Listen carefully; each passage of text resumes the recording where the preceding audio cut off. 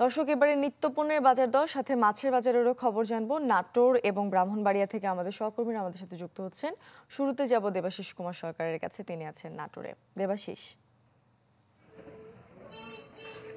মূর্ছনা, আসলে দ্রব্যমূল্যের যে ঊর্ধ্বগতি সেটা কিন্তু কোনোভাবেই কমানো যাচ্ছে না। বিশেষ করে এই খরার সময় এসে বৃষ্টিপাতহীনতার কারণে সবজির দাম, যে সবজির দাম কিছুদিন আগে কিছুটা কমেছিল, সেই সবজির দামও কিন্তু বেড়ে গিয়েছে।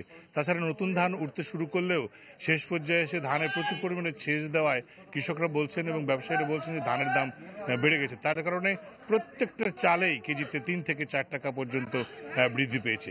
আমরা দেখেছি বাজার ঘুরে যে চাল বিক্রি হয়েছে 50 টাকা কেজি দরে, সেই চাল বিক্রি হচ্ছে এখন 54 থেকে 55 টাকা কেজি দরে, 29 এবং 49 যে চাল রয়েছে সেই চালগুলো।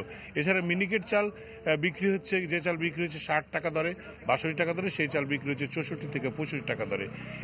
1, 2, 3 ঢাকায় জমি জিতে নিন 100% ক্যাশব্যাক সহ 20 কোটি টাকার পুরস্কার।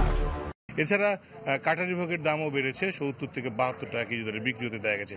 তবে আসার কথা কমেছে ময়দার দাম, কেজিতে 2 থেকে 3 টাকা ময়দার দাম কমেছে। এছাড়া আলুর দাম ঊর্ধ্বগতি, আলু বিদেশ থেকে আমদানি করার পরেও কিন্তু আলুর দাম কমেনি। আলু এখন বিক্রি হচ্ছে 55 টাকা থেকে শুরু করে দেশি আলু বিক্রি হচ্ছে 65 টাকা কেজি দরে। এছাড়া অন্যান্য যে ডাল বা অন্যান্য যে বিষয়গুলো রয়েছে সেগুলো স্থিতিশীল থাকলেও বেড়েছে মুগ ডালের দাম কেজিতে বেড়েছে 20 টাকা। এছাড়া ঈদের মধ্যে যে মাংসের দাম বৃদ্ধি পেয়েছিল, সেই মাংসের দামও কিন্তু কমেনি, সেই মাংসের দামও এখনো বাড়তি দামে বিক্রি হচ্ছে। মূর্ছনা। দেবাশিস, আপনাকে ধন্যবাদ। দর্শক, এবারে মাছ বাজারের খবর জানবো। ব্রাহ্মণবাড়িয়া থেকে সরাসরি যোগ দিচ্ছেন প্রকাশ দাস। প্রকাশ। জি মূর্ছনা, আমি এখন দাঁড়িয়ে আছি ব্রাহ্মণবাড়িয়া শহরের প্রাচীন আনন্দবাজার মাছ বাজারে। এখানে কিন্তু মূলত ভোরের আলো ফোটার সাথে সাথে ক্রেতারা বিভিন্ন স্থান থেকে মাছ কেনার জন্য ভিড় করে থাকেন।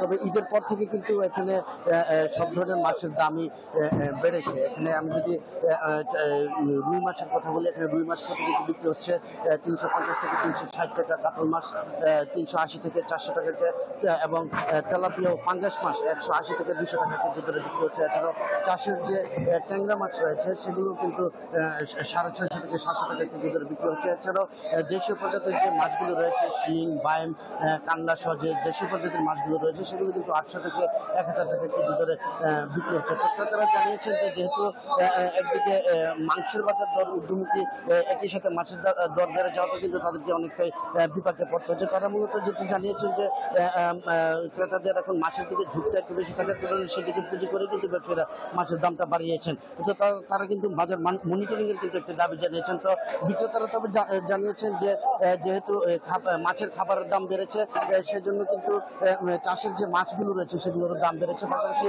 নদী এবং খাল বিলে দেশীয় মাছের সংকট থাকার কারণে কিন্তু দেশীয় প্রজাতির মাছের দাম বেড়েছে। তবে জেলা মৎস্য কর্মকর্তার সাথে আমার কথা হয়েছে, তিনি জানিয়েছেন যে কৃত্রিম সংকট তৈরি করে মাছের দাম বাড়ানোর কোনো সুযোগ নেই। তারা কিন্তু বাজার নিয়ন্ত্রণে রাখার জন্য বিভিন্ন সময় কিন্তু বাজার মনিটরিং করছেন বা নজরদারি রাখছেন। এছাড়াও তিনি জানিয়েছেন যে যেহেতু নদীতে এখন পানি কম, দেশীয় মাছের যোগানটা কিছু কম, সেই কারণে কিন্তু দেশীয় প্রজাতির মাছের দাম কিন্তু কিছুটা বেড়েছে। তো সব মিলিয়ে আমরা বলতে পারি যে সাধারণ মানুষকে কিন্তু এই দামের ঊর্ধ্বগতির কারণে কিছুটা কষ্টের মধ্যে থাকতে হচ্ছে। তো মূর্ছনা, এই ছিল আমার কাছে ব্রাহ্মণবাড়িয়ার মাছের দর বাজার নিয়ে সর্বশেষ খবর। প্রকাশ, আপনাকে ধন্যবাদ। দর্শক, নাটোর এবং ব্রাহ্মণবাড়িয়া থেকে আমাদের সহকর্মীরা আমাদের সাথে যুক্ত হয়েছিলেন, জানাচ্ছিলেন নিত্যপণ্যের বাজার দর এবং মাছের বাজার সম্পর্কে।